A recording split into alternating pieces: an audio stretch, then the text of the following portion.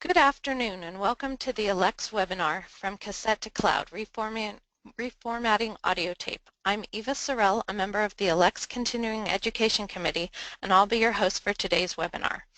Our presenter today is Krista White, Digital Humanities Librarian at the John Cotton Dana Library at Rutgers University, Newark. Krista has master's degrees in art history from the University of Colorado at Boulder and in the anthropology of religion from Drew University. She earned her MLIS from Rutgers School of Communication and Information in 2008. Before joining the Rutgers Library as their first digital humanities librarian, Krista White worked as the Visual Resources Curator for the Art History Department of Drew University. She moved to become the training coordinator of Drew's Student Technology Education Lab and the GIS Support Specialist, where she helps students, faculty, and staff navigate and learn to use emerging technologies for teaching, learning, and university processes. She spearheaded a number of digitization projects, including the creation of Drew's online information technology training program for undergraduates, Drew Online Network User Training. Her presentation today will discuss what it takes to digitize audio recordings and the challenges of making them available. A few things to keep in mind for today's presentation. Today's webinar does not have interactive chat capabilities. If you wish to comment on today's presentation using Twitter, you may use the hashtag you see on the screen. We will not be monitoring the Twitter feed. If you have questions for Krista, please type them into the question box on your screen, and she will answer them as time permits at the end of her presentation. Jessica Bitely, Director of Preservation Services at the Northeast Document Conservation Center and co-chair of Preservation Week Working Group, will be moderating the questions. Questions which remain unanswered while we are on the air will be answered offline and the answers sent to all attendees. This webinar is being recorded, and you will receive an email with links to the recording, the presentation slides, and an evaluation within 2 days. There may be a slight delay as I turn the presentation over to Krista.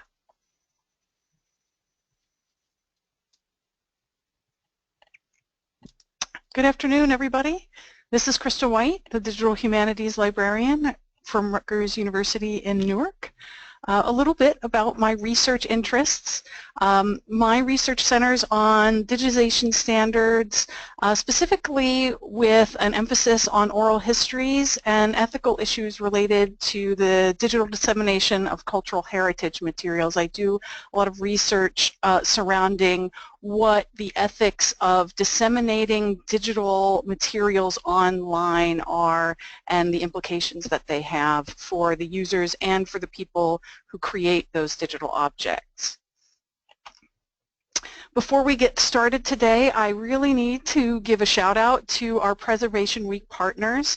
We would not be able to be here without them today, and so I really want to thank Backstage Library Works, Archival Products, the Media Preserve, George Blood Audio and Video, Gaylord Archival, Hollinger Metal Edge, and the HF Group, both their digital solutions and ECS conservation arms. Thank you so much.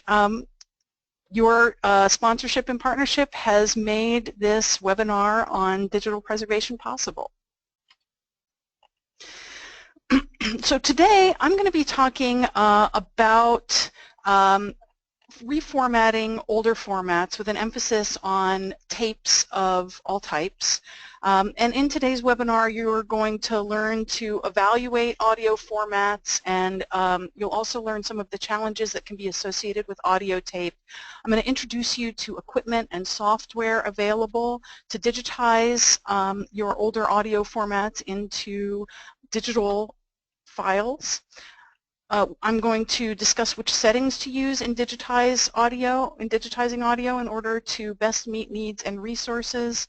I'll be discussing a little bit about file formats, about storage devices and options for different budgets, and I will refer to services and resources for audio digitization if it's not something you want to do in-house. And that will be a reference to a document put together by the Association of Sound Collections that I have linked to in the resources pages at the end of the webinar slides. So I want to, before we get started, give you a quick poll about what your goals are for today's webinar. So are you here because you want to learn to digitize things that you found that are part of your family history? Do you work for a library, or archive, or other cultural heritage organization and you have tapes in your collection that you want to digitize and make available? Or are you just generally interested in the digitization process for audio and want to learn more about it as a potential preservation strategy? Or, you know, the last option is some combination of any two or all three of those options. Looks like we are coming up hard on combination of A, B, and C. So lots more people are coming from cultural heritage institutions, but also a lot of you have a very keen interest in the digitization process. That's great to hear. We're at about 88% voting, so I'm going to hold off for just a few more seconds to see if we can get us up to 100%. It is nice to see that some of you, about 4% of you, have family histories that you want to digitize. That's great. I know being a librarian, my family sort of looks to me to be the family historian, especially in regard to digitization initiatives. We're at 91%. So most of you, it looks like, are interested in a combination of the options, things that are in professional collections and a general interest in audio digitization. I'm going to go ahead, we're only at 92%, but I'm going to close the poll. And then let's make that available so that everybody can see the results.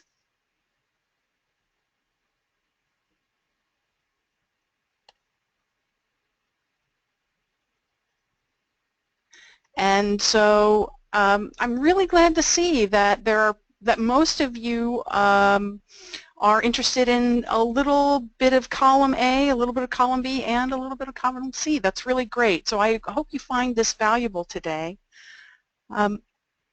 In our webinar, we'll go ahead and go back to the presentation, and in our webinar today, I'm going to be using this lifecycle framework to discuss reformatting older analog audio recordings. It's based on a preservation lifecycle model created by Gail Hodge, and she wrote an article in DLib magazine in 2000. It's an excellent guide for planning digitization projects and building sustainable practices. Digitization, as we all know, requires an investment of time and resources, and there's a popular misconception that once something's digitized, electronic resources are then free from that point forward. And furthermore, the upfront investment in digitization, which includes the creation of metadata and attention to rights management issues, as well as equipment, time, and the long-term cost of digital storage presentation platforms, make careful planning of digital projects really important. So I'm going to focus today on tapes as the main format for digitization. But all of the techniques that I discuss here apply to the care of recordings digitized from older, less common formats like lacquer discs and wire recordings, phonographs, and other things that are not so common for us to find. However, there may be with these older, less common formats fragility and condition concerns that require special attention, and I highly recommend that anyone who has such items in their collection consult with one of the experts in our ARSC guide, which I link to in the resources here, about how to properly evaluate and handle them before embarking on a digitization project to preserve those recordings. So the first step in a digitization project is taking an inventory. And as you'll see in later sections of the webinar, you may need to make choices about what or how much to digitize depending on the resources you can afford to expend. Taking an inventory is also the first step in putting together the metadata you'll need to keep track of your collection and make it accessible to others. So think about these concepts as you're doing your inventory. What do you have? Do you only have one type of old recording format, or do you have multiple types? How much do you have? How many individual objects are there? As well as how many hours, minutes, and seconds of recordings actually exist. As we know, you don't need to fill up a tape for the tape to exist. So how much recording is actually done on each tape is an important thing to know. How much metadata is there already available about each of the objects that you have in old formats, and how much can you gather easily? Gathering metadata is one of the more laborious processes in digitization projects, and we'll discuss metadata in a few minutes on the section dedicated to that topic. Where are your items living now is another really important thing to take note of.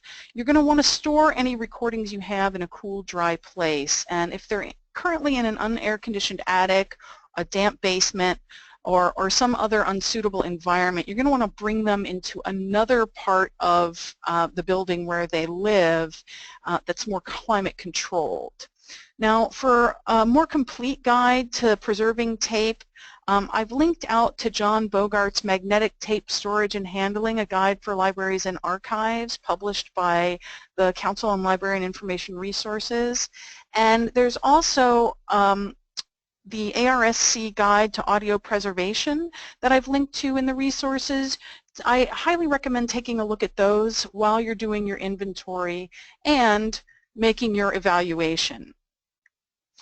There are a number of problems that you can encounter that plague older audio formats, and magnetic tape formats like open reels and cassettes are more fragile and susceptible to problems than vinyl, lacquer discs, and some other formats. Some of the most common problems that plague older recording formats include tape pack problems. While these aren't necessarily completely serious, they can warp a tape, they can make the tape edges bend, and gaps can be introduced into the wound reel if the reel is improperly wound. And this often happens when tapes are wound using fast forward or fast reverse. What can end up happening is that they cause playback problems that impede the quality of your digitization process. The next more serious issue that you might encounter with your tapes are binding issues. Magnetic tapes manufactured with polyester urethane binders are the most susceptible to these kinds of issues, the most famous of which is the dreaded sticky shed syndrome. That's a binding issue resulting in the magnetic portion of the tape, which is the part that actually holds the sound information. It flakes or peels away from the backing material. That magnetic portion can flake off, or it might adhere to the polyester binder, polyester urethane backing, but the magnetic part may stick or to playheads or to guides, and it could also cause some squealing.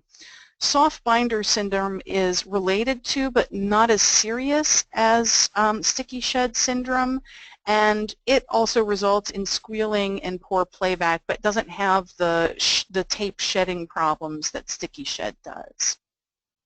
There are specific brands that are known to be susceptible from each kind of audio tape manufacturer, and a list of these vulnerable brands as well as some nice photographs to give you a sense of what these sorts of things look like is in Mike Casey's Format Characteristics and Preservation Problems, which I have also linked to in our resources. I'm sure many of you have heard vinegar syndrome, which can plague magnetic tapes as well as film formats. It plagues magnetic tapes that have an acetate backing, and it causes the tape to be brittle and the binding will shrink, which again can cause playback issues when you're trying to digitize. The last serious issue is mold or fungus. And what's tough about this is that it causes health problems for people handling the materials. Although mold can be removed from tapes fairly easily if it's caught early enough before permanent damage sets in, but it will cause playback problems if not addressed. Again, for more information on these problems, see the ARSC Guide to Audio Preservation and Mike Casey's document, both of which are in the Resources Guide. And if you notice that your tapes, vinyl records, or older recording formats have any of these problems, I can recommend another resource that I've shared with you, which is a set of professionals who specialize in the restoration and remediation of damaged audio recordings. The ARSC, or Association of Recorded Sound Collections Technical Committee, just updated their audio preservation and restoration directory last year in October. So you'll have that as a resource as part of the slide presentation after today's session is over. Rights issues can also be a sticky part of the digitization process. Not so much if you're going to keep items in-house in the fashion of an older archive, but if you're going to disseminate them online, you really need to investigate your rights situations carefully. I flag rights as a problematic category because in digitization projects, this is the first of two areas where delays often take place. Depending on the purpose of your reformatting project, rights issues can get messy and complicated, especially since they're often dependent upon the thoroughness of records kept by past managers, directors, or relatives who you no longer have contact with. I do want to emphasize that I am not a lawyer, nor am I an expert in copyright law.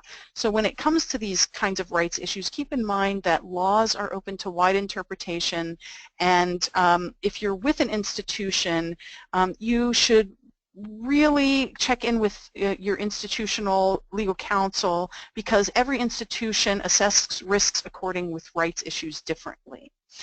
Look at the goals for your reformatting efforts and assess rights issues and get advice from legal counsel. But there are three basic categories to keep in mind when evaluating your oral history collections for rights purposes, and those are deeds of gift, release forms, and copyright. A deed of gift is simply a transfer of ownership of the physical property or the digital files to an individual or an institution. A release form grants you or your institution the right to do certain things with the oral history recordings that you have, including making them available online. It's a legal document that signals that the interviewee and the interviewer's consent to make use of oral history recordings or transcripts. Take a really close look at any release forms you have associated with oral histories, because these are also the place where narrators will have stipulated restrictions for the use of their interviews. It really is an oral history best practice to honor at all times the restrictions that narrators put on their interviews, and if you're so inclined, check out the Oral History Association's best practices document available online. That can give you a good sense of what the ethical issues are related to oral histories and to restrictions placed by narrators. Copyright terms are, of course, our big boogeyman these days, and copyright is another legal designation, one that determines who owns and who can administer the rights of an item. So in order to grant a deed of gift or a release of any kind, someone has to own the copyright to the material. Now, I do want to emphasize that copyright can be held jointly by parties. It's not necessarily a one-to-one correspondence, so double double check and make sure. You can get copyrights and releases to do things as an institution or an individual, while the interviewers, interviewees, or other owners of the recordings also maintain copyright. So check into those options as well. Let's take a quick break and do another poll, this one about metadata. Okay, so I'm just curious to know what everyone's familiarity with metadata is. It looks like we have a professionally oriented group of folks who are in the library and archives and cultural heritage professions today. So as with the other poll, it looks like most folks have at least done some metadata using MARC records or one other standard. But we also have some folks who know what metadata is but haven't ever used it before. And there are a few master metadata experts out there in our audience. Glad to have you with us today. There are some folks who are completely unfamiliar with metadata. That's perfectly fine. I'm going to be walking you through it, and certainly at the end of the session, if you have more questions, if I haven't been able to clarify things to your satisfaction, please do ask questions about that. It can be a little overwhelming if you're completely unfamiliar with metadata and its uses, so don't be shy about getting in there and asking questions. We've got 89% of our folks have voted at this point. And I'm going to leave it for just a few more seconds to see if we can get any more participants. Looks like it's holding steady at 89%, so let's go ahead and close the poll and share the results with everybody. So most of you have used MARC records or another metadata standard.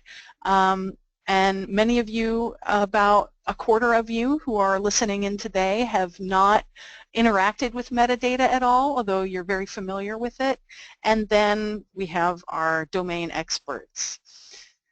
So let's go on back to the presentation and let's talk about metadata. This is a true work of art, and I'll talk a little bit about this visualization. It's only half of this nice visualization. But for folks unfamiliar with the term, metadata is information about an object that tells you what it is, what it's about, who made it, or when and how it was made. For instance, when you find anything on the web, the search engine that you're using searches metadata to match it to your search terms. And when you create digital objects, some software programs actually embed technical metadata, and I'll talk a little bit about technical metadata in just a minute. They embed the technical metadata about how and when the digital file was made. And the kind of metadata people use to search for and find things, however, is not generally captured automatically. It's something that human beings have to input manually. So this beautiful visualization of the metadata universe by John Riley and Devin Becker shows the half of the breadth and depth of metadata standards and what their various uses are. So this visualization is actually designed as a 9-foot-long poster. And it should give you a sense of the scope regarding metadata standards, but please do not be intimidated. There are a lot of standards that are repeated in multiple categories in this visualization. So each item here does not represent an individual metadata standard, but it can still, especially for those of you who are unfamiliar with metadata, you might start to feel a little overwhelmed. Don't. It doesn't have to be as complicated as all this. Metadata is another category that I flag because along with rights issues, it's the area where many digitization projects encounter serious issues. Unlike rights issues, most of the issues related to metadata aren't legal, but if previous owners of your tapes haven't kept track of the information about them, you can be left in the dark. If you have unlabeled audio cassettes, you have a metadata problem. Because until you take the time to sit down and listen to the tapes, you're not going to have any idea about what's on them or whether or not they're worth keeping or digitizing. And I just want to familiarize you with 3 different types of metadata that you're going to want to capture for your oral histories, and really for any digital objects you create, this applies. Descriptive metadata is the metadata most of us are familiar with. It's the who, where, what, and when of any particular object. It's the information that's most frequently used to find something or find out more about it. And descriptive metadata is the information that most people are interested in knowing. It includes information such as a title for the digital object, the names of the interviewer and interviewees in an oral history interview, as well as subjects discussed in that interview. But other types of descriptive metadata that you're going to want to capture include relationships to other recordings, relationships to the collection as a whole if you have more than a few recordings, as well as relationships to other file types such as digital images or finding aids. The second type of metadata that I want to talk with you about today is the technical metadata. This is the when and the how of an object, when it was made, how it was made. This metadata is what's really truly important for long-term preservation and stewardship of old analog tapes and discs, as well as the ongoing care of new digital files that you create. Technical metadata includes such information as noting down what the original object format was. Was it a cassette tape, an open reel tape, as well as the make and manufacturer of the tape that you have. And that would also include the recording speed. Many of the open reel tapes that you may have access to are capable of recording sound at different speeds. So if that's been noted anywhere, you'll want to put that in your technical metadata. Just as important as recording information just as important is recording information about the digital file you're creating, including the sampling rate, bit depth, number of channels, the operating system of the computer you're working on, as well as the software you use to create the digital file, the version of that software, and specifications of the computer and other equipment that you used in your digitization setup. And that's important to know because as technology develops, future digital curators are going to need to know that information down the road in order to reformat tomorrow what we are reformatting today. The last type of metadata I would recommend that you record is all that rights metadata, the legal who and when.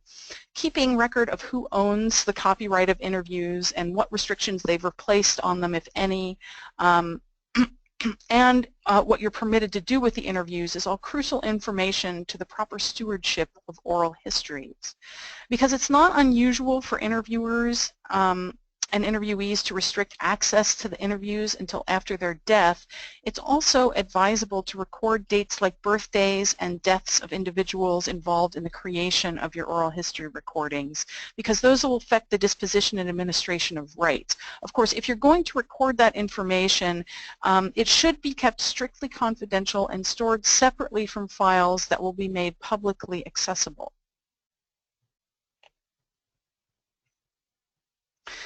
So there are a number of metadata standards out there, as the metadata universe indicated.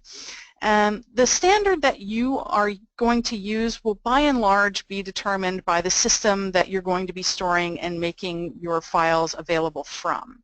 If you're going to be using a digital asset management system like ContentDM or Omeka, the system you are using will have a built-in metadata requirement. And some of these digital asset management systems do allow you to configure for other metadata standards, but you'll want to check with anyone who works closely with your databases to try and figure out what those standards are and what you can realistically use.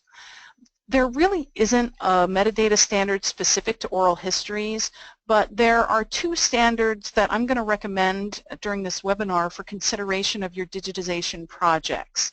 The more complicated of the two standards is the PB Core metadata schema. It was designed specifically with audio and video objects in mind by the Corporation for Public Broadcasting and some partners. And if you really want professional level metadata that helps track your oral history recordings, it may be worth the time and effort to invest in learning to use PB Core. On the other hand, if you're a more casual user or you're under tight deadlines to complete a project, I can recommend the Dublin Core Descriptive Metadata Standard for recording your oral history metadata. Dublin Core was developed starting in 1995, and it was designed as a baseline metadata standard to encourage the creation and reuse of metadata. And because it's a baseline, you can easily map Dublin Core via a crosswalk to any other metadata standard that includes PB Core, that actually includes MARC as well. So if you're in a hurry to get your project up and running, you can use Dublin Core and transfer the metadata to another standard at a later date. Of course, MARC is always an option for those of you who are already catalogers. It's perfectly fine to use that, but I did want to provide some other options today for folks who may not be MARC catalogers, but who will be responsible for creating metadata for digitized oral history collections. To get our webinar started, I'm sure you've been wondering, what is this slide she has up? What is it for? But I created a Dublin Core metadata inventory spreadsheet for all of you that will be shared out as part of the resources you'll be getting in an email after the webinar is over. And what I did was I color-coded each of the rows in this Excel spreadsheet. The top blue row has the specific Dublin Core metadata element name in each cell. In the green row, I filled in the label for each Dublin Core element. Now, Dublin Core elements and their labels tend to correspond one-to-one, but there are other metadata standards where the label is very different than the element that it's meant to represent. So it's a good practice to put labels and element names side by side, and that's why I did that for you. And finally, in the orange row, I entered a common name for a type of metadata that you should try to capture for your oral history digitization project. And the spreadsheet can help you get up and running quickly on your inventory and metadata capture if you are just getting started. And of course, you don't have to do something this fancy. If you're simply recording everything for your own personal use, there's no need to get too elaborate, but it is important to record all of the device and file information for future use and store copies of that metadata along with your digital audio files for easy reference.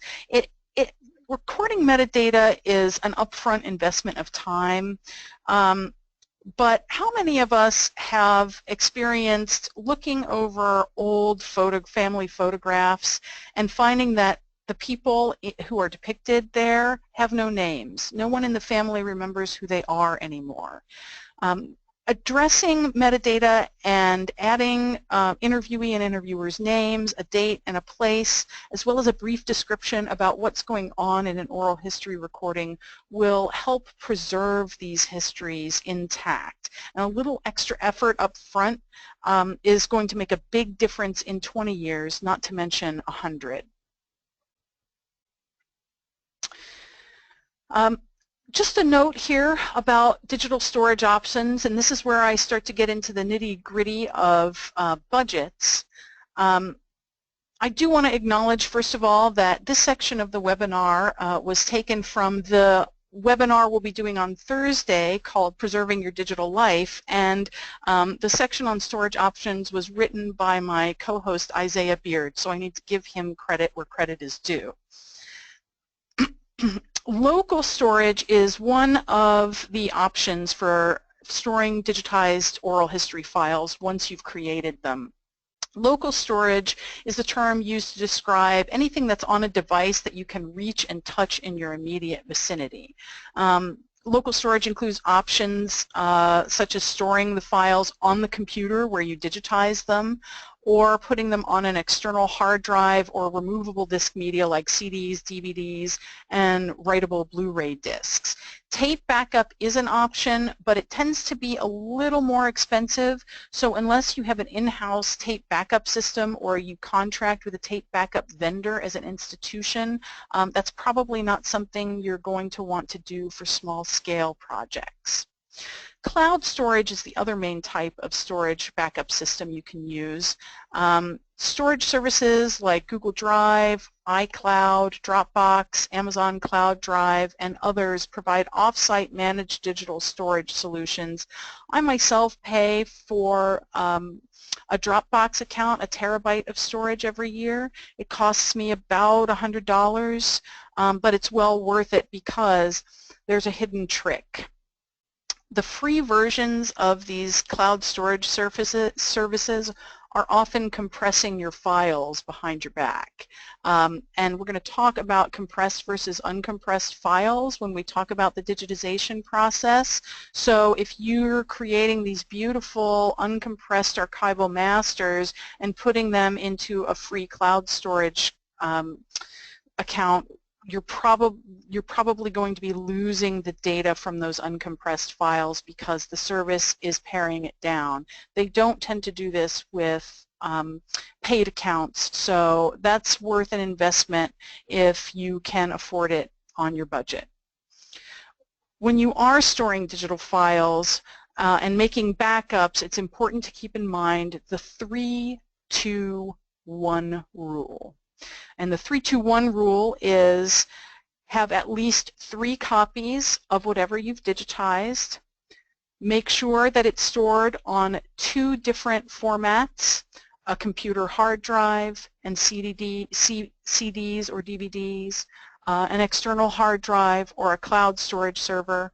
And at least one of these copies that you have should be off-site. Cloud storage is a perfectly acceptable off-site solution, but also putting DVDs or Blu-rays into a safe deposit box is another viable off-site storage option.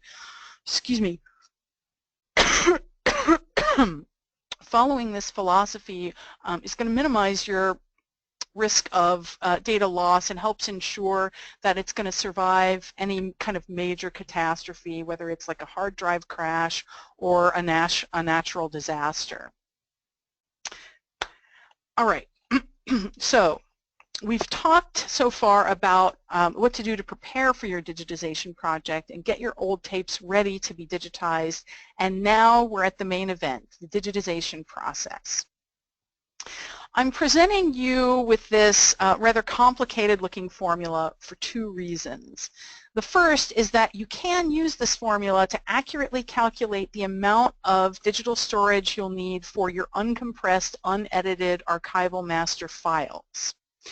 The second reason is that in understanding all 3 of its technical elements, the sampling rate, the bit depth, and the channels, you are going to be able to make much better, much clearer, well-informed decisions about purchasing equipment and software for your digitization projects. So the first part of the formula in blue is self-explanatory. You need to know how many seconds of recordings you have. The next part of the formula in yellow, the sampling frequency, also as I have it on the slide, often called a sampling rate, is the number of times per second that a computer samples a sound wave in order to interpret it in digital form. Samples are taken at a certain number of cycles per second measured in hertz, and then for sound, because the sampling happens so often, you most often see the measurement in kilohertz, which is what I have here on the slide. The higher the sampling rate is, the higher the sound frequencies that the computer can record. So sampling rate is related to the sound frequencies that you'll be digitizing. Bit depth in green is the amount of information that the computer saves about each sampling cycle that it records. And this information is also related to the decibel range of the recorded sound. So the higher the bit depth, the larger ratio of possible soft and loud sounds that can be registered by the computer in the sample as measured in decibels. A bit depth that's too small may not capture all of the really soft or all of the really loud sounds in a recording, and this is especially important when dealing with human voices, especially older recordings where people might have tended to talk softly because they didn't needed to project for the recording. So keeping bit depth in mind is a very important part of choosing the digitization standard you're going to use when you digitize your files. Channels, the item in red, are also sometimes called tracks, and this is the number of streams of recorded sound that are in an audio recording. In music recording, these streams are often linked to locations, so if you've ever experienced surround sound, where it sounds like you're in the middle of a room and the instruments are in different parts of the room around you, that's because each one of those instruments has been recorded on a different track, and they've been linked to speaker locations throughout the room to give it that surround feel. Complex recordings can have multiple channels, tens of channels. Most people are familiar with the terms mono and stereo, and mono recordings only have one channel of recorded sound, while stereo recordings have two. So that's our orientation on the technicalities of digitizing sound. Now let's talk a little bit about the digitization standards. When you're digitizing recordings, it's often important to choose a digitization standard that's going to work for the size and type of projects you'll be doing. The standards that I've presented in this slide are in line with archival standards set out by the Library of Congress's National Recording Preservation Plan, as well as standards tested by bodies on the international and national levels.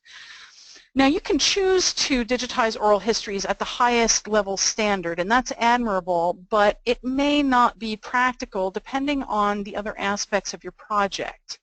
There's also a debate in the sound engineering community about whether or not the digital information recorded at maximum standard is useful for the purposes of human hearing.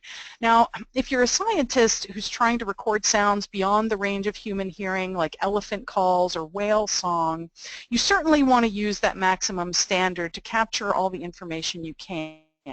But for oral history interviews that are limited to the sound of the human voice, the range of sound recorded and usable by humans may not merit the large file size that's produced by this maximum standard, because the higher the sampling rate, the higher the bit rate, the more channels you have, the bigger your digital files are. And those are by orders of magnitude, not just by multiples.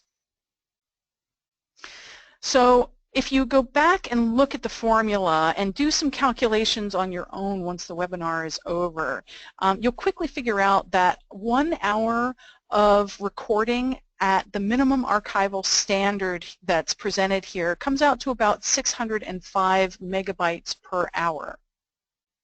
The recommended standard produces a 1 hour long file that's 1,977 megabytes, or 1.98 gigabytes in size. So you can digitize at the recommended or maximum standard if your budget allows for it. I certainly don't want to discourage you from doing that, but do keep in mind your storage costs and sizes before doing so. Digital storage also isn't the only cost issue related to digitizing older recordings. Keep in mind that digitization is an investment of time. In order to digitize a tape, you have to play it at normal speed. And while someone doesn't need to be watching the recording process at every step, you want to have someone checking the process frequently. So it's someone who's going to have to break away from their regular work to check in and make sure everything's proceeding smoothly. You're also going to want to definitely take the time to listen to the digitized recordings in real time for quality control purposes. And you want to do this before you pack your older tapes away and put them in long-term storage. The last thing you want to have to do is reinvent the wheel. There are preservation standards for digital file formats as well. This is the file type you're going to be saving your digitized audio recordings as. And two types you'll want to be aware of are unedited archival masters and compressed presentation files. The file type for unedited archival masters is a .wav or a .bwf, which stands for broadcast wave format. The purpose of these unedited archival masters is twofold. The uncompressed file contains all of the digital information that you capture when you digitize your files. And as technology progresses into the future, the playback of these files is only going to get better. So when you preserve all of that digital information, you're enabling higher quality playback compatibility for future technology improvements. The reason to keep these files unedited is that you also want a version of the recording that most closely matches what it sounded like in its original format. What you're doing is creating a digital surrogate of a historical document, and capturing that document unedited, warts and all, creates an accurate reflection of history. So these archival masters, just to emphasize, you should never be using these archival masters for anything except to make other copies for the purposes of editing or creating compressed presentation files. And that brings us to our compressed presentation files. I'm sure many of you are familiar with the MP3 format. It's what most digital music is delivered and streamed as. And the purpose of the compressed presentation files is to serve up a file that people can download or stream quickly to their phones, tablets, and computers. If you use your archival masters for this process, the file sizes are going to be cumbersome and really frustrating for people trying to listen to them, especially if they're listening on mobile devices. So many media files suitable for web sharing are compressed. It's important to know a bit about how compression can affect quality, because the more compressed the media file, the lower quality you might be getting as sound input. But generally speaking, that quality is not discernible to the human ear unless there's something wrong with the recording itself.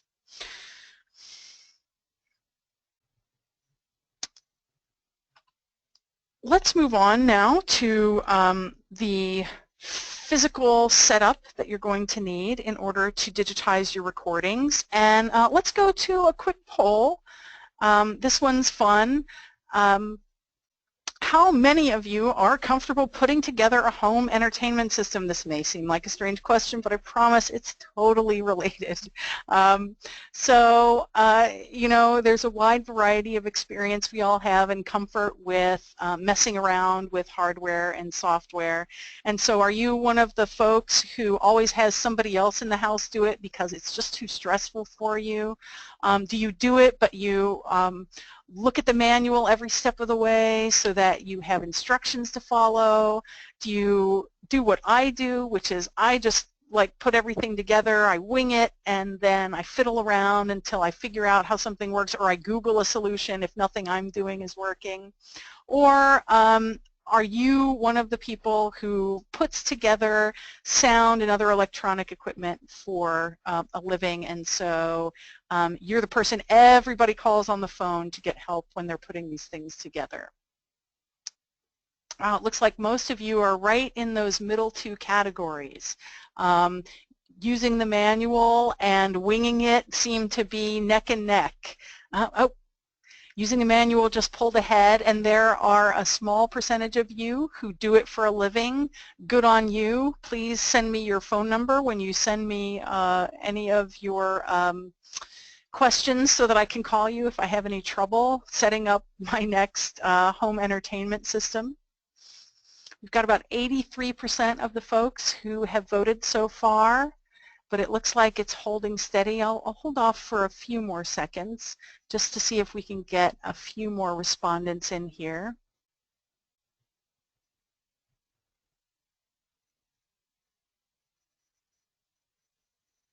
Getting up to 85% voted. Still, the using a manual folks seem to have pulled into the lead. They're holding steady. And let's go ahead and share the poll so you can see the results. So yeah, I suspected that most of us would be in that middle range. Many of us are still not comfortable setting those things up ourselves, and sometimes I have to hand it over to someone else in my house if I get too frustrated by fiddling around. And then there's the small percentage of you who are experts in the field. So hopefully I will have some things to say to you as well as to the other folks who are less familiar with hardware and software options, so please do send me your questions. The list that I have here up on the slide, let's go ahead and go back to the slideshow, demonstrates that you don't need a huge budget to create a digitization station. But I do want to give you a quick word about digital analog converters and external sound cards. It is possible to digitize audio files using the sound card that's already installed in most computers. If you do that, you can purchase special cables. What you see, those red and white cables, are called RCA cables, and you can get cables that are RCA on one end and either HDMI cables or USB cables on the other end. So if you're going to do a direct computer sound card digitization process, you want to purchase some of those special cables to plug into your original player format and then plug directly into your computer. If you do choose this option, make sure that the internal sound card of your computer can digitize audio at the sampling rate and bit depth that you want, as well as being able to record mono or stereo, depending on your choice of standard. When you're evaluating digital analog converters, also I'm going to call them DACs from here on out, or external sound cards, there are some hidden quirks. A DAC or a sound card may say in its specifications that it can digitize 24 bits and 192 kilohertz, but the settings on the device may limit certain combinations. So for instance, if you wanted to do a digitization project where you were recording at 96 kilohertz and 16 bits instead of 24 bits, your device may not allow that combination. This is especially common with the less expensive hardware that you can buy, so make sure that you contact the manufacturer of any device before you purchase it to be sure that it can digitize at the standard that you want for your project. For the next few slides, I'm not going to take a long time to go over them, but I did want to add them to give the less experienced folks a sense of how simple an audio digitization station can be to set up, and I also wanted to take some of the anxiety out of that process for you. What you see here in the picture is the audio station we have set up at the Dana Library. The computer is on the left-hand side. In the middle background with that big gray U-shaped area is a fancier speaker that we hooked up, and we added that in as a luxury to make listening a bit easier on our station. The middle foreground has the external sound card we're using to feed the audio through the computer from the cassette player and the turntable, which are both on the left-hand side of the screen there. This is a close-up of our external sound card, and the red circles indicate the USB connection between the sound card and the back of the computer. You can see the red and white RCA cables that are there for the tape deck and the turntable. Our sound card only accommodates one device at a time, so we have each set of RCA plugs labeled so that we know what's plugged into the sound card at any given moment. The green plug in front there is the output to that luxury speaker I was telling you about. It's not strictly necessary. I also wanted to give you a view of the back of the cassette deck that's in our setup with those RCA cables, and also the view from an open reel player that we have in a different part of the library.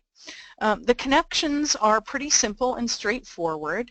The open reel player that's pictured here was manufactured sometime in the late 80s or early 90s, and older machines that you might find in your attic or on eBay, and machines for playing less common formats like lacquer discs may not have those RCA jacks in the back.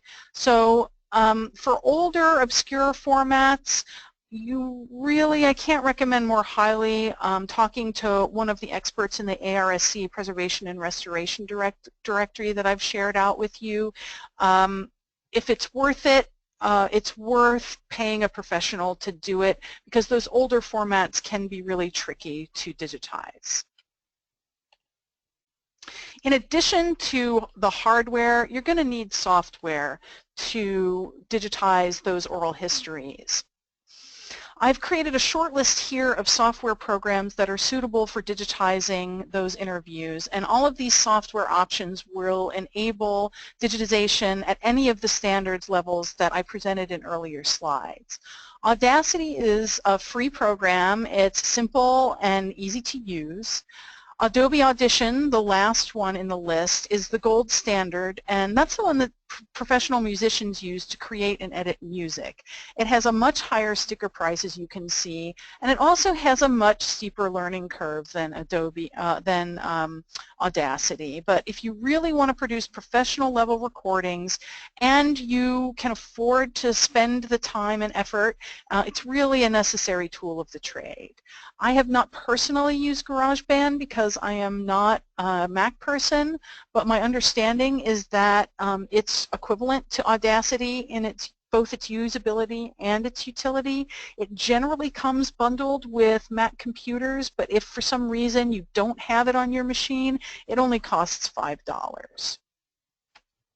And the next two slides are, again, an anxiety reduction effort on my part to give you a preview of what using your chosen audio software might be like. I created some screenshots of the preferences menu in Audacity to show you that you may need to hunt around a little bit to find all of the necessary settings in order to digitize oral histories at the standard that you choose for your project. And you can see here in this slide that I had to go into the devices section of the preferences menu to set up the tracks I wanted to record, while I had to go into the quality settings to get the sampling rate and bit depth for my digital recordings. Now, after setting the preferences, recording the interviews from old tapes is as simple as creating a new file in the software, pressing the record button, and then pressing the play button on the audio device that's playing the tape and letting it run. A quick word in a few minutes to talk about delivery of your oral histories and some sustainability issues. Creating your own website from scratch to deliver these oral histories and get them out for people to use is obviously the most labor-intensive option that you have. If you have your own web servers for hosting things in your library or museum, or if you're somebody who sets up their own web servers because you're a guru, you'll want to think about the ongoing costs of replacing servers and the costs of paying your network administrators to take care of these recordings into the future. You can download and install site creation software like Omeka and WordPress for free, and so long as you have someone who can do enough programming to customize the software and troubleshoot problems, then you're good to go. You can also outsource your hosting to web platforms. Omeka and WordPress both offer hosting solutions. Omeka offers 2 gigabytes of storage for $99 a year. They are a platform that's designed specifically for digital exhibits, and that 2 gigabytes comes out to about 10 hours of compressed presentation files digitized at the minimum standard. SoundCloud is another nice option, another commercial option. They offer 3 hours of audio file space for a free account, and you can always upgrade to a paid account later. Of course, the simplest solution and easiest from a copyright standpoint is to only make digital files of oral history recordings available from a single computer or via compact discs or DVDs. And then finally, if you're going to the trouble of digitizing these oral histories, you really do want to build into your project plan some sustainability options. You're going to want to plan to pay for digital storage replacements or subscriptions well into the future.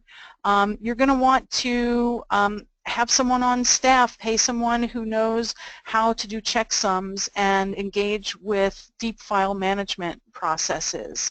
You're going to need website maintenance and hosting fees well into the future. There's a long tail to digital projects that a lot of folks aren't familiar with, but that if you propose something to someone, grant proposal or funding for your board, that you're going to want to build in for the long term. And then of course work hours for yourself if it's a personal project, or for staff if you're with an institution. I've shared out here references to documents that I've discussed, as well as a list of resources, evaluation guides, the digital preservation standards, places where you can get hardware, file hosting platforms, our metadata standards, and also some software tutorials to get you started. And that's all from me other than answering your questions, and I'll hand it over to Jessica.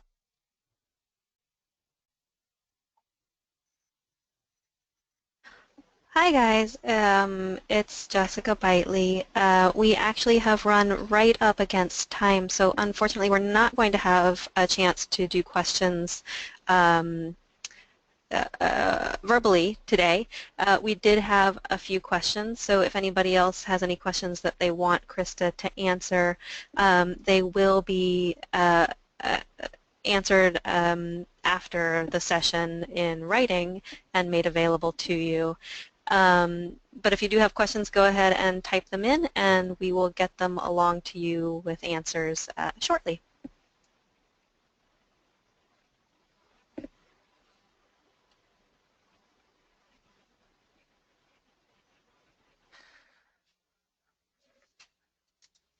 Thank you, Krista, for your engaging webinar on reformatting and digitizing audio. Thank you to Jessica for being available to moderate the questions. I also want to give another thanks to all of our Preservation Week sponsors. Thanks to their generosity, we were able to offer this session at no cost. Thank you to all of our attendees. We hope you found today's session useful.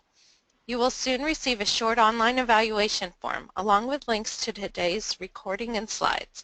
Please take a few minutes to respond to the questions and return the form to us.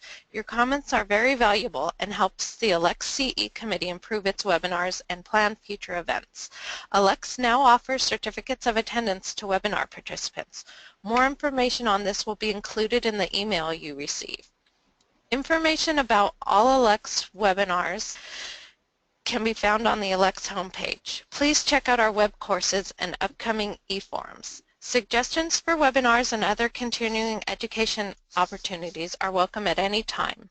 Please contact any member of the ALCTS committee or submit a proposal for a webinar using the online form on the ALCTS webpage under Online Learning.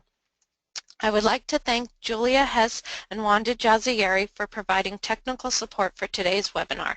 The support they and their colleagues on the Technical Support Subcommittee make it possible for us to present these webinars smoothly.